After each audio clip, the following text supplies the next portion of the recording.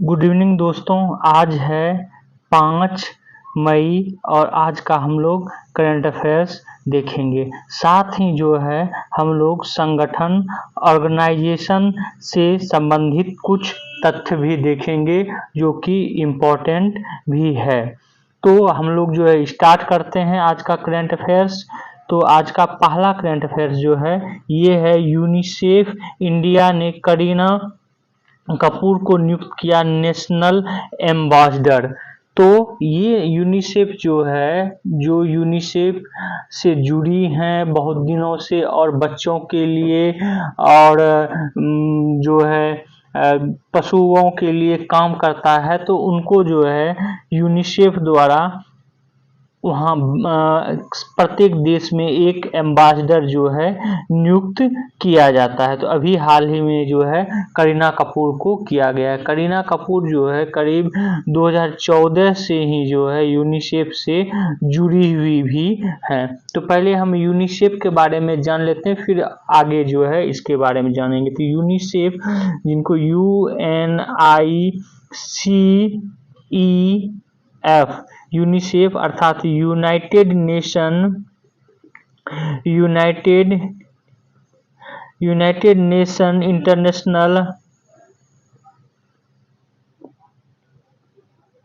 International children's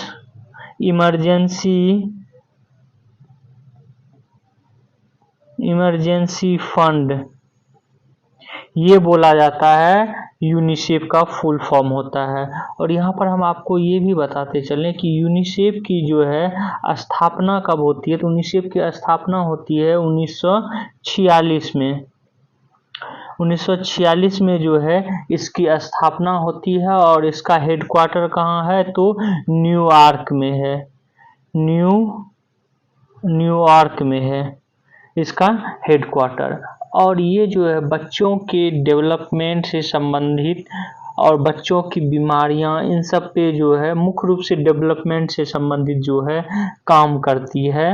ये UNICEF ये बच्चों से संबंधित है। अब जो है प्रत्येक देश में यूनिसेफ का जो है एक एम्बेसडर नियुक्त किया गया है। तो भारत में जो है करीना कपूर को नियुक्त किया गया है। ये जो है 2014 से जुड़ी हुई हैं और ये लड़कियों की शिक्षा, लैंगिक समानता, मूलभूत शिक्षा, टीकाकरण इत्यादि पर जो है काम भी कर चुकी हैं। इसी के तहत जो है इनके कामों को देखते हुए जो है यूनिसेफ ने करीना कपूर को जो है बच्चों की देखभाल, बच्चों के अधिकार और उनके आत्मविश्वास को बढ़ावा देने के लिए जो है इनको एम्बेसडर, नेशनल एम्बेसडर भारत का जो है यूनिसेफ का चुना हुआ है। तो ये जो है आप लोग याद रखेंगे कि यहाँ ये भी याद रखेंगे सिर्फ कि कौन जो है हाल ही में यूनिसेफ इंडिया का जो है ब्रांड एम्बेसडर चुना गया है, तो करीना कपूर। तो आपका जो है करंट अफेयर बन जाएगा। आज का अगला करंट अफेयर्स देखते हैं। आज का अगला करंट अफेयर्स है, ये है संबंधित इंटरपोल से। इंटरपोल की जो है बैठक, ये बैठक इंटरपोल की हो रही है कहाँ पर, तो लियोन फ्रांस में। यहाँ पर ये भी आपको बता दें कि इंटरपोल जो है INTERPOL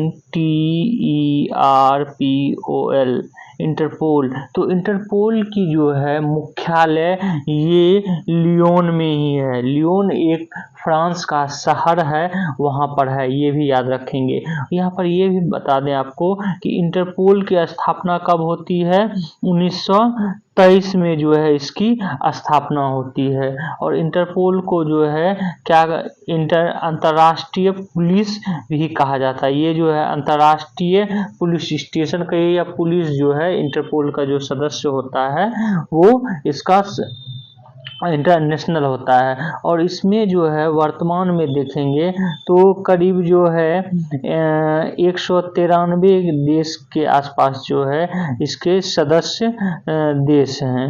इसके 196 देश हैं। और इसका पश्चिमी सहारा, उत्तरी कोरिया, ये सब इसका सदस्य नहीं है इंटरपोल का। तो यहाँ पर अब आते हैं आज का करंट अफेयर्स के संदर्भ में आपको बता दें कि अभी जो है हाल ही में लियोन में, जो कि फ्रांस में पड़ता है, वहाँ पर इंटरपोल की 19वीं सभा जो है उसकी बैठक हुई और उसमें जो है ये भारत में आतंकवाद, साइबर सक्षम, वित्तीय धोखाधड़ी और ऑनलाइन कट्टरपंथ जैसे अंतर्राष्ट्रीय अपराधों से निपटने पर जो है इस सब मुद्दों पे जो है बात हुई। और इसी पे जो है जब पाकिस्तान की तरफ से जो है ये कहा गया कि अच्छे आतंकवाद, बुरे आतंकवाद, तो उसी में जो है भारत का ये कहना था कि आतंकवाद अच्छे और बुरे नहीं होता है, आतंकवाद आतंकवाद होता है, वो किसी भी प्रकार का आतंकवाद हो। तो यहाँ ये भी बता दें कि ये जो अभी लियोन फ्रांस में इंटरपोल का 19वीं महासभा की बैठक हुई, उसमें जो है भारत की तरफ से परवीन सूद जो है ये भाग लिए थे। परवीन सूद कौन है, आप लोग कमेंट बॉक्स में जो है बताएंगे। आज का अगला करंट अफेयर्स जो है देखते हैं।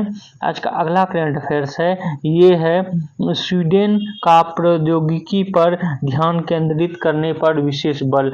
अभी हाल ही में जो है भारत और स्वीडन द्वारा स्टॉकहोम में आयोजित विदेश कार्यालय परामर्श के 7वें सत्र की जो है बैठक हुई, जिसमें सेमीकंडक्टर, ग्रीन स्टील और ग्रीन बैटरी जैसी नई उभरती प्रौद्योगिकियों पर ध्यान केंद्रित करने पर जो है जोर दिया गया। तो ये विदेश कार्यालय परामर्श की 7वीं बैठक थी भारत और स्वीडन की। तो ये याद रखेंगे और इसमें कौन कौन से मुद्दे थे उसको जो है आप लोग या ध्यान में रखेंगे। आज का अगला करंट अफेयर्स देखते हैं। आज का अगला करंट अफेयर्स है, ये है चांद पर जो है अनुमान से 8 गुना ज्यादा बर्फ के जो है मिले सबूत। इसके बारे में जानकारी जो है कौन दे रहा है, तो इसरो द्वारा जो है ये कहा गया है।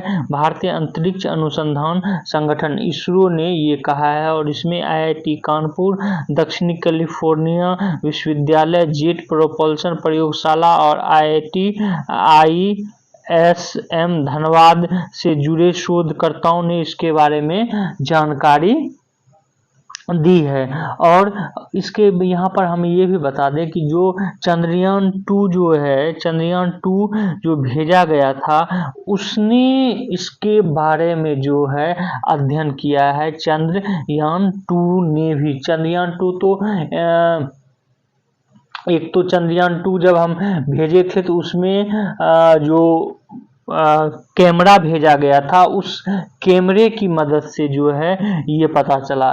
जबकि हम चंद्रयान 3 का देखते हैं तो उसमें सिर्फ लैंडर रोवर था जो कि डायरेक्ट गया, उसमें किसी सैटेलाइट को हमने नहीं भेजा था, अर्थात चंद्रमा की चारों ओर घूमने के लिए किसी सैटेलाइट को नहीं भेजा था। तो चंद्रयान 2 ने जो है ये बताया है। और ये भी है, इसरो ये भी बताया है कि इस बर्फ का संबंध कैम्ब्रियन काल के दौरान हुई ज्वालामुखी गतिविधि से जो है हो सकता है।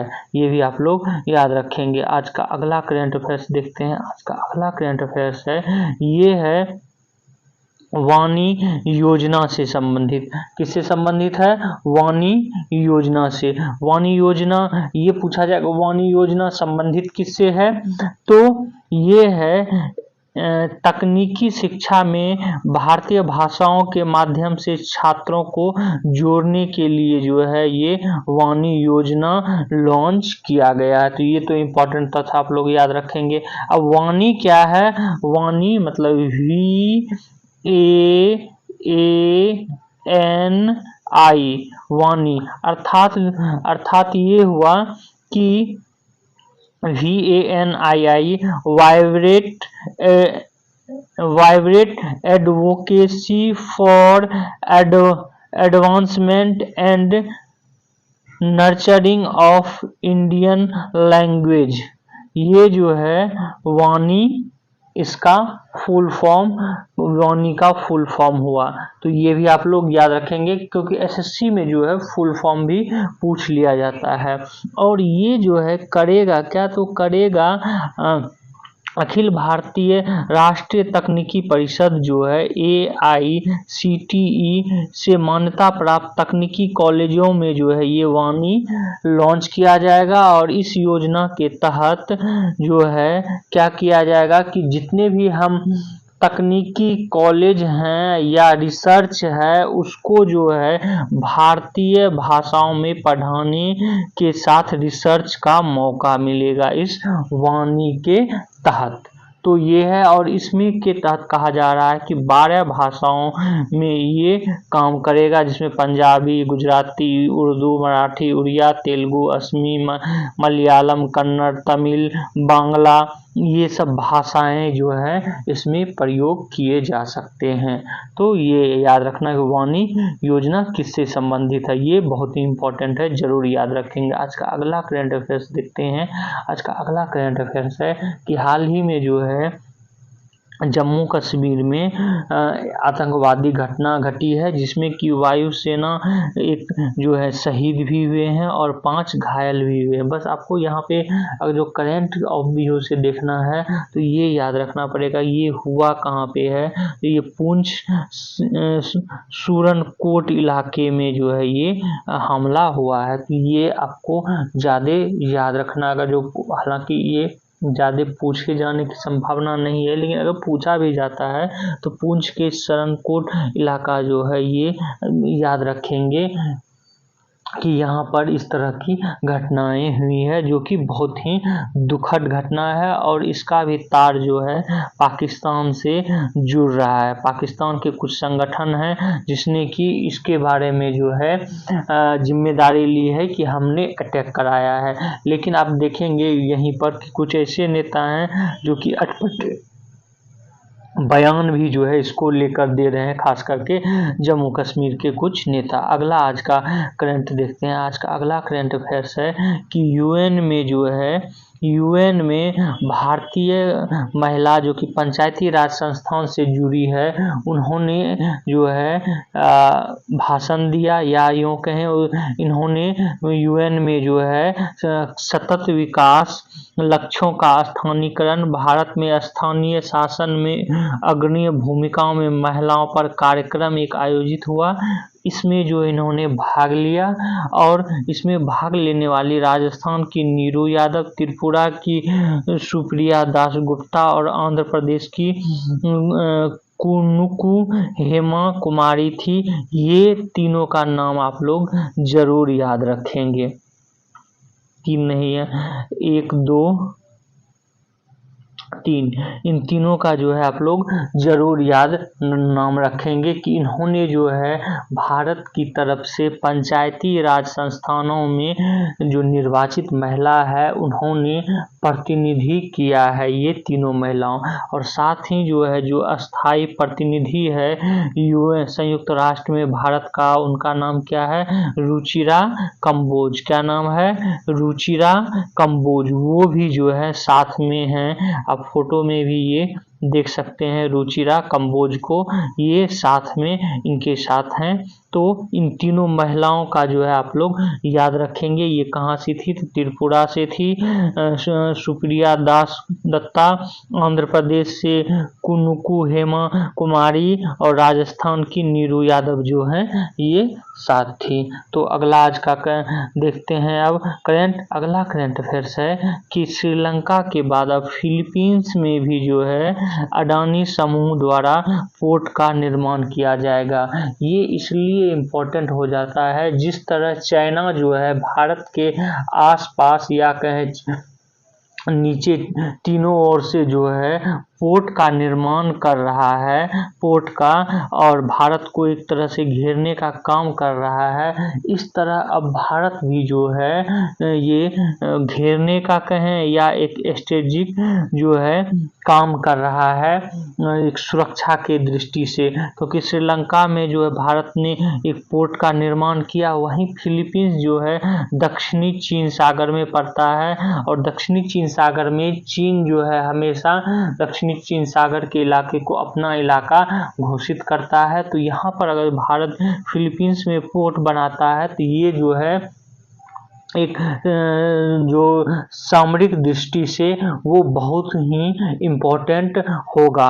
हालांकि अभी इस मुद्दे पे जो है वार्ता ही चल रही है, इसमें जो है ज़्यादा संभावना है कि ये बनकर बनेगा, क्योंकि फिलीपींस सरकार की तरफ से जो जानकारी दी गई है इसमें प्रबल संभावना बन रही है कि अडानी द्वारा जो है एक पोर्ट का निर्माण किया जाएगा। अभी हालांकि पोर्ट जो है वो उसका नाम जो है नहीं बताया गया है, जब उसके नाम के बारे में बताया जाएगा तो आपको जो है हम करंट अफेयर्स में बताएंगे। आप बस इतना भी याद रखेंगे यहाँ के हाल ही में जो अडानी द्वारा कहाँ पर एक नया पोर्ट का निर्माण किया जा रहा है, तो फिलीपींस, तो आपका करंट अफेयर्स बन जाएगा। अगला आज का जो है देखते हैं, आज का अगला है ये संगठन से संबंधित।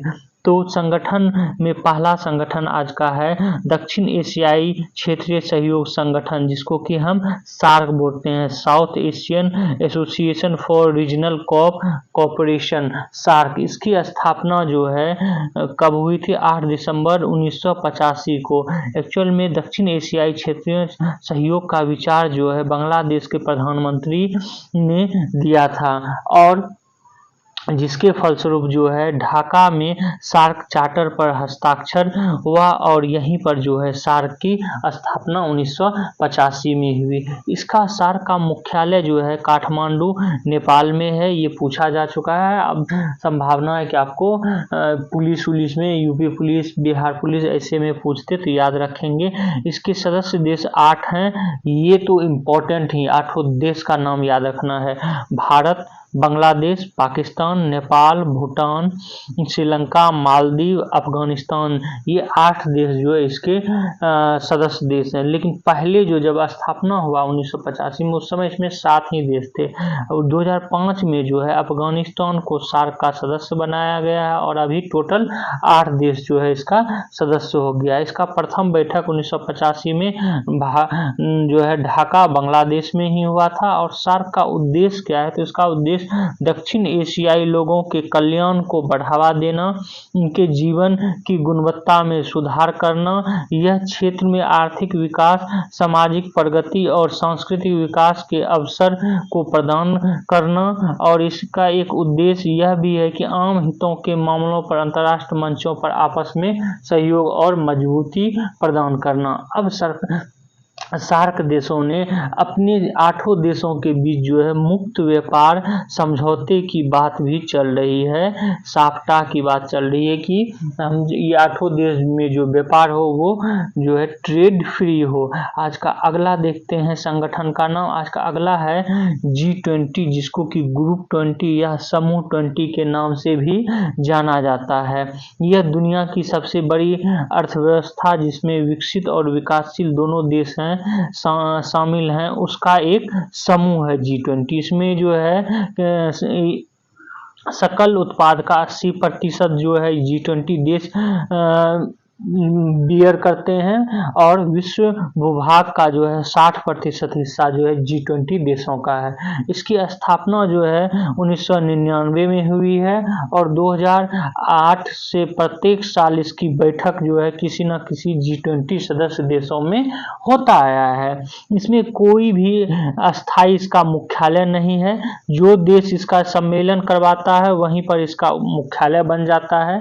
इसमें सदस्य देशों की संख्या जो है 9 है, मतलब देश जो है 9 नहीं 19 सदस्य देश जो है 19 है। एक जो है यूरोपीय यूनियन है, EU यूरोपीय यूनियन है। अब अगर जो हालांकि कहें 2023 के बाद जो है 2023 के बाद ये टोटल हो गया है, इसमें 21 देशों की संख्या 19 है, जबकि टोटल संख्या 21 है। उसमें EU है, यूरोपीय यूनियन और AU है अफ्रीकी यूनियन।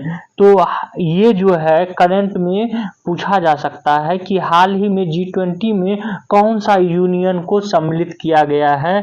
तो AU अफ्रीकी यूनियन को जो है शामिल किया गया है। और अफ्रीकी यूनियन को G20 की सदस्यता कब दी गई है? 2023 में। 2023 में जो है भारत में G20 की बैठक हुई, उसी बैठक में जो है अफ्रीकी यूनियन को इसकी सदस्यता दी गई है। तो टोटल सदस्य कितने हो गए? 21। देशों की संख्या कितना है? 19। दो जो है यूनियन है, एक है यूरोपीय यूनियन EU, दूसरा है अफ्रीकी यूनियन AU। अगला इसी में देखते हैं, अगला है कि इसका उद्देश्य क्या है। तो इसका उद्देश्य वैश्विक अर्थव्यवस्था, जलवायु परिवर्तन, समन और सतत विकास को संबंधित जो है काम करना है कि अर्थव्यवस्था, विश्व अर्थव्यवस्था को किस प्रकार बढ़ाया जाए, जलवायु परिवर्तन को किस प्रकार रोका जाए और सतत विकास को कैसे बढ़ावा दिया जाए। और प्रथम G20 सम्मेलन जो है ये वॉशिंगटन DC में हुआ था और 2023 में जो है कहाँ हुआ था? भारत में। 2024 में कहाँ होगा? तो ब्राजील में। ये भी इम्पोर्टेंट है, याद रखेंगे। आज का अगला देखते हैं, अगला है यूरोपीय यूनियन। यूरोपीय यूनियन के बारे में, यूरोपीय यूनियन में जो है 27 यूरोपीय देश का एक संगठन है।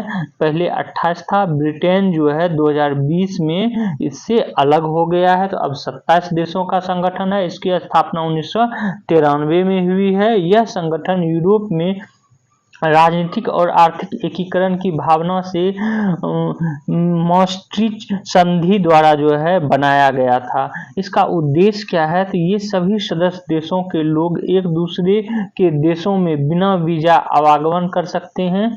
इन देशों के बीच माल, पूंजी, सेवा की मुफ्त आवाजाही होती है। यह देश आपस में कानून, चिकित्सा, पर्यटन, बैंकिंग और बीमा सभी सदस्य देशों में व्यवसाय संचालित कर सकते हैं।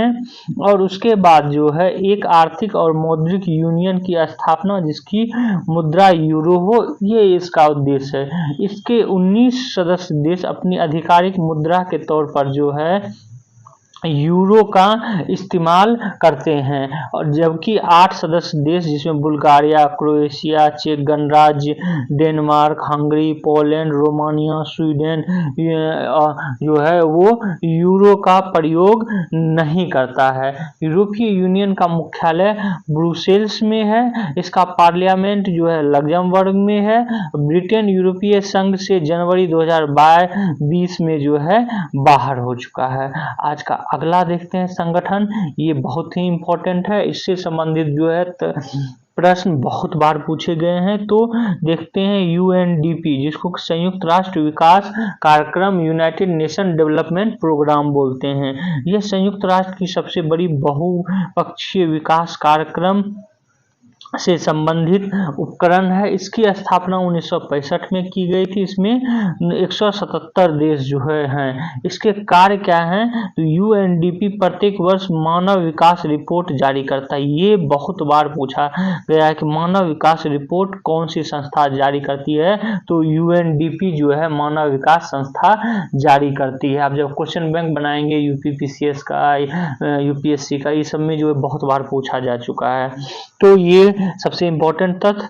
यह अगला है, यह पर्यावरण संरक्षण और स्वच्छ ऊर्जा विकास में सहयोग करता है। यह सशस्त्र संघर्ष और आपदाओं की स्थिति से बचाव के लिए सहायता देता है। यह लोकतांत्रिक शासन के लिए तकनीक व नीतिगत सहायता जो है उपलब्ध कराता है। ये पूरा जो है इनका कार्य है UNDP का। ये जब आप देखेंगे UPSC का और उसके बाद UPPCS का, ये सब एग्जाम में जो है ना पूछा गया है 2-3 बार। तो ये पूरे तथ्य जो इनका कार्य जो है आप लोग जरूर याद रखेंगे। तो आज का इतना ही था संगठन और करंट अफेयर्स। आप लोग हमारे इस वीडियो को जो है शेयर करें, सब्सक्राइब करें और बेल आइकन को जो है जरूर दबा लें। Thank you for watching this video.